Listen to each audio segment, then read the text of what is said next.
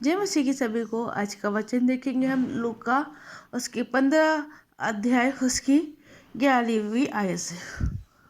उड़ाऊ पुत्र का रिश्ता। फिर उसने कहा, किसी मनुष्य के 2 पुत्र थे। उसमें से छोटे ने पिता से कहा, हे पिता, संपत्ति में से जो मेरा भाग है वो मुझे दिया जाए। उसने उनको अपनी संपत्ति बांट दी। बहुत दिन न बीते थे कि छोटा पुत्र सब कुछ इकट्ठा करके दूर देश को चला गया और वहाँ कुक्रम में अपनी संपत्ति उड़ा दी। जब वह सब कुछ खर्च कर चुका तो उस देश में अकाल पड़ा और वह कंगाल हो गया। इसीलिए वह उस देश के निवासियों में से एक के यहाँ जा पड़ा। उसने उसे अपने खेत में सूअर चराने के लिए भेजा और वह चाहता था कि उन फलियों से जिन्हें सूअर खाते अपना पेट भरे, और उससे कोई कुछ नहीं देता था। जब वह अपने आपे में आया तब कहने लगा, मेरे पिता के कितने ही मजदूर को भोजन से अधिक रोटी मिलती है और मैं यहाँ भूखा मर रहा हूँ। मैं अब उठ के अपने पिता के पास जाऊंगा और उससे कहूंगा कि पिताजी, मैंने स्वर्ग के विरोध में तेरी दृष्टि में पाप किया है। इस योग्य में ही नहीं रहा कि तेरा पुत्र कहलाऊं। मुझे अपने एक मजदूर के समान रख ले।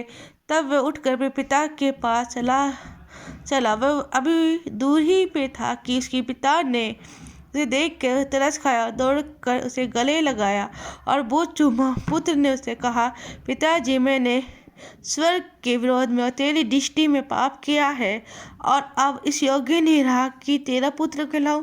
परंतु पिता ने अपने दासों से कहा, झट अच्छे से अच्छा वस्त्र निकाल के उसे पहनाओ और उसके हाथ में अंगूठी और पाँव में जूती पहनाओ और पाला हुआ बछड़ा ला के मारो, ताकि हम खाए आनंद मनाए। क्योंकि ये पुत्र मर गया था, फिर जी गया, खो गया था, अब मिल गया है। और वे आनंद करने लगे। परंतु उसका जेठ पुत्र खेत में था। तब जब वह आते हुए घर के निकट पहुंचा तो उसने गाने बजाने और नाचने का सब सुना था।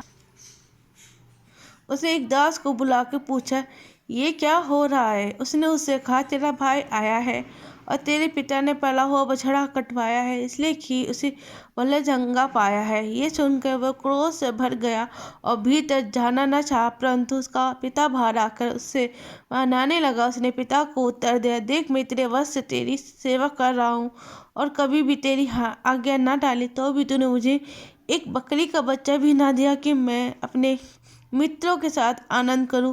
परंतु जब तेरा ये पुत्र, जिसने तेरी संपत्ति वेश्या में उड़ा दी, आया तो उसके लिए तूने पला हुआ बछड़ा कटवाया। उसने उसे कहा, पुत्र, तू सर्वदा मेरे साथ है और जो कुछ मेरा है वह सब तेरा ही है। परंतु अब आनंद करना और मगन होना चाहिए, क्योंकि ये तेरा भाई मर गया था, फिर जी गया, और खो गया था, अब मिल गया।